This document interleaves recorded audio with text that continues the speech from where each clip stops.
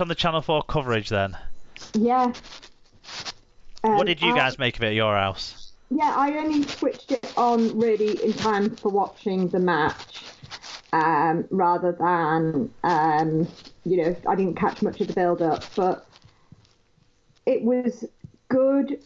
I enjoyed listening to the commentary. I thought things were explained enough to make it understandable for a new watcher, but not so much that you felt like you were being patronised when you all knew about the game.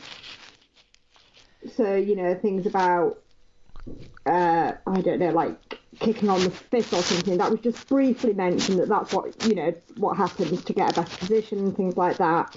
So I thought that, yeah, they dealt with that really well. Yeah, well, in the build when they were explaining certain things, and they explained Wire's nickname, and Emma was like, "Oh, I've always wondered why you call him Wire." Yeah. For example, I thought the coverage was good. I thought the commentary team worked well. They played it quite straight, so obviously Sky sometimes get criticised with the bigger booth that they have. People, there's a bit more joviality, isn't there, between the Sky guys during the thing. I don't mind that at the right times, but the Channel 4 duo, Mark and Kyle, played it a bit straighter in the commentary. That left, like, Adam Hills obviously asked a stand-up comedian. He did a few bits of jokes as well, and Leon Price played a bit of the Northern caricature role, didn't he, to kind of give that role. But I thought overall, there was a few hiccups, a few bits here and there. I thought overall the presentation of it all was really good. The viewing figures were positive, Sarah. The average audience for the whole broadcast, so from 12 o'clock till when it went off 2 and nearly 3 hours later, was an average audience of 530,000. During the game itself, so this is like yourself, people who turned on for the action, 630,000 average audience for the game, and a peak audience of 735,000.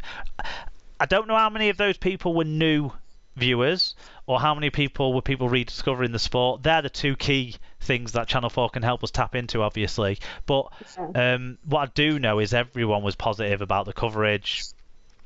Everyone treated it right. The video that they started the coverage with, that started leaking out a bit earlier on the internet as well, on Twitter and stuff, that was fantastic.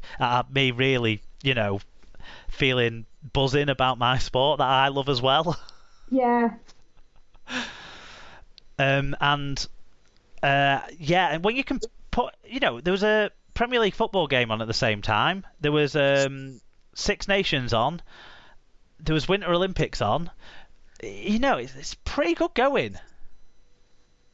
Yeah, no, I think it was brilliant, and it was first match. It was a good first match, so hopefully that'll kick on well.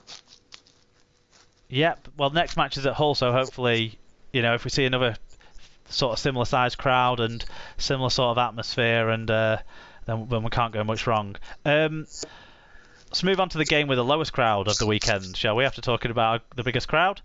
Yep. But France is still under some sort of restrictions that we're not in this country, so that might explain some of it.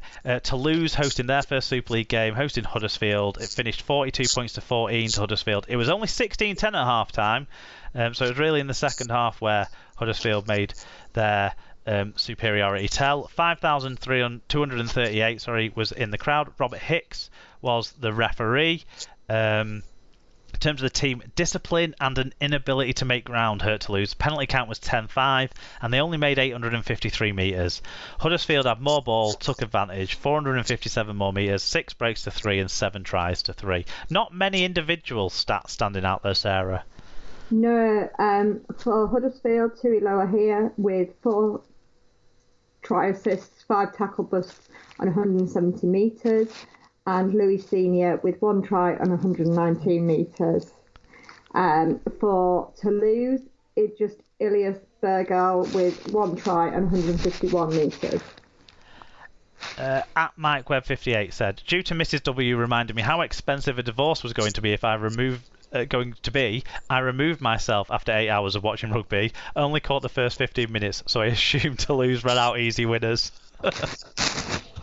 Alan Walker said, they got the gang back together. Tony G, Peter Boy, Nava, Lucas, they played in their away kit to help Giants though.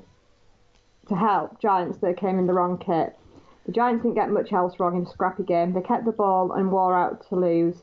Tony G put on all the classics, the good, the bad, the nonchalant. They'll get better. Not really a rosy night, and the band played on.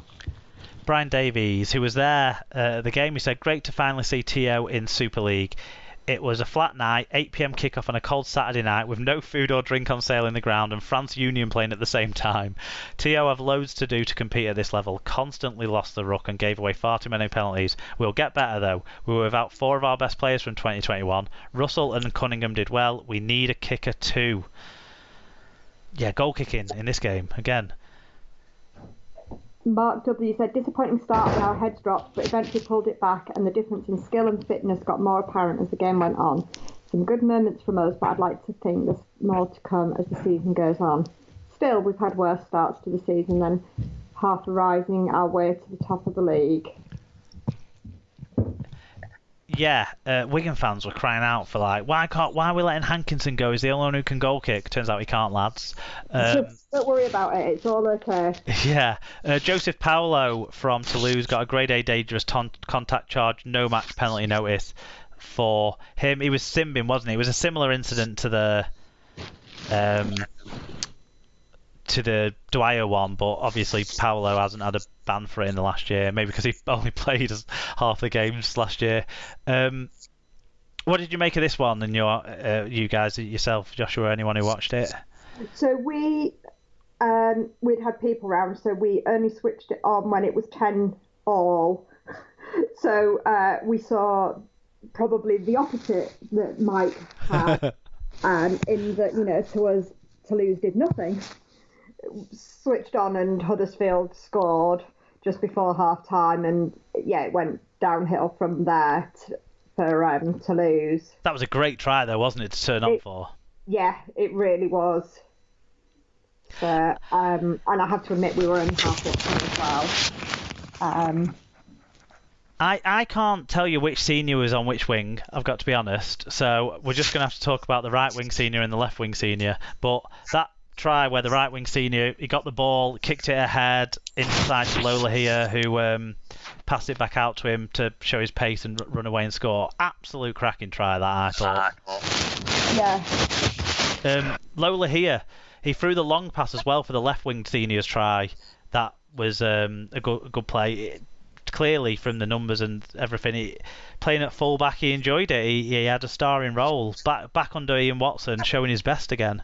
Oh, yeah. Chris Hill playing for Huddersfield looks wrong though, doesn't it?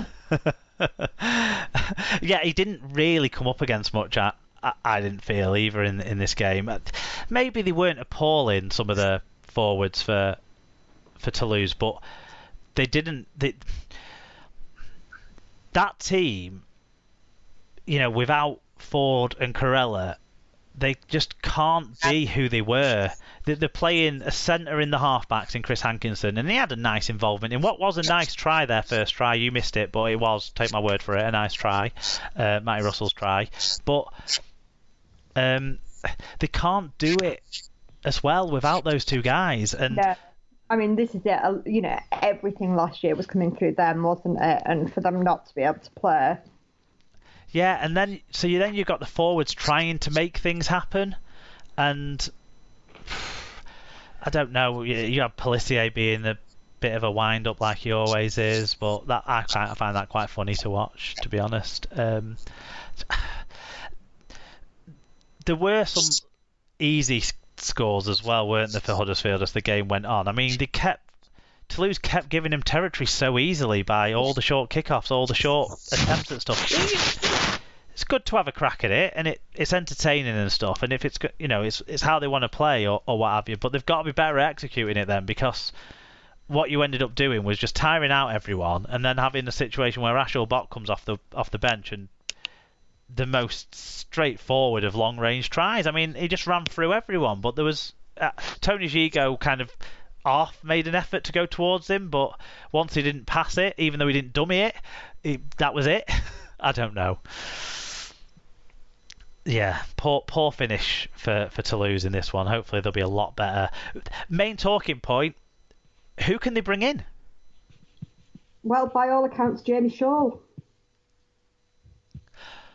So speak to me a bit about that rumour, because I don't know much about it. It's been bubbling for a little while. Jamie Shaw's face doesn't really seem to fit with Brett Hodgson. And at half time, somebody seemingly very in the know said to Dad that Shaw's all lined up to go. He just needs to have his second vaccine before he can travel, obviously. Wow. So, well, they made a play for Sam Williams in the NRL because he's played in France before at Catalans, but that hasn't come off. On Sky, they were speculating that maybe there'll be some NRL players who get a bit disgruntled if they find themselves out of favour at the start of their season in a month's time. I don't know if they've got a month to wait. no. Ryan Hampshire seems an obvious option because he's not been picked up anywhere, has he? But No. I'm not sure if that's going to be enough or even good enough for what they need. And so late in the day, can they bring people in and make a team work from that? Yeah. I mean, it's a real shame. It is a real shame. Yeah, I mean, unfortunately, they've done that thing that you do like to see in that a team hasn't made wholesale changes after being promoted, but it shows that they maybe need to make more changes than they have done. Yeah, obviously they wouldn't have maybe had to have the gaps that they've got if the French rules on professional sports people were different either, but they are what they are. It's difficult. It's just a real shame. Yeah. Final game of the weekend. You won't think this one was a real shame because Hull FC won 16-12 away at Wakefield. It was all square at 6-all at half-time. 6,418 people braved what was probably ropey conditions. Marcus Griffiths was the referee. Was it ropey? It was wet. It was that really annoying wet where it's not tipping it down, so you almost forget it's raining, but really, really wet. And I couldn't wear my glasses because they were just covered. Oh yeah, like miserly all the time. Well, on the stats, FC win goes against the stats. They recorded under 1,000 metres, but won. And for context, that only happened once all year, strangely. That was Hull FC 2, away at Leeds in round 7 last year. They conceded the most penalties of anyone in round 1 with 11 compared to Wakefield 7. They also had a 2.5% worse team tackle success rate. So other than the scoreboard and the error stats, where Hull were very good, only made 3 errors compared to Wakefield's 12. Other than that, stats went against your boys. Yeah, penalties definitely. I knew we seemed to concede a lot. I didn't realise that our error rate was so good, though. Although, having said that, first half it did feel like we'd completed nearly every set.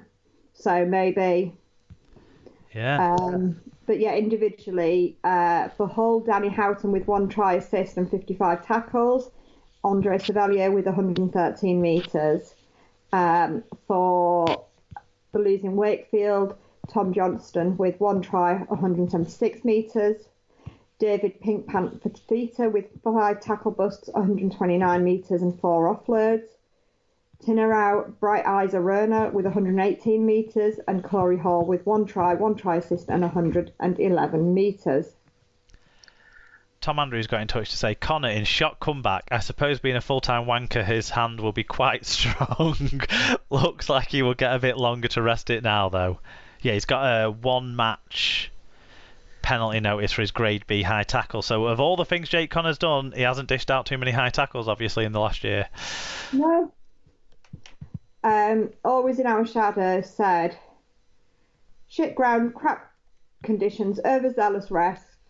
Gaskell recreating his famous fall on the floor I've been touched, made it tough, but FC ground it out to fetch home the points. Joe Love Me Do needs to ground the ball before celebrating, but what a dummy, left trim defenders having to pay to get back on the ground. I'm well on board with Joe Love Me Do. Yeah, Dad refers to him as Joe Love a Duck. But yeah. honestly, like we were screaming at him. I don't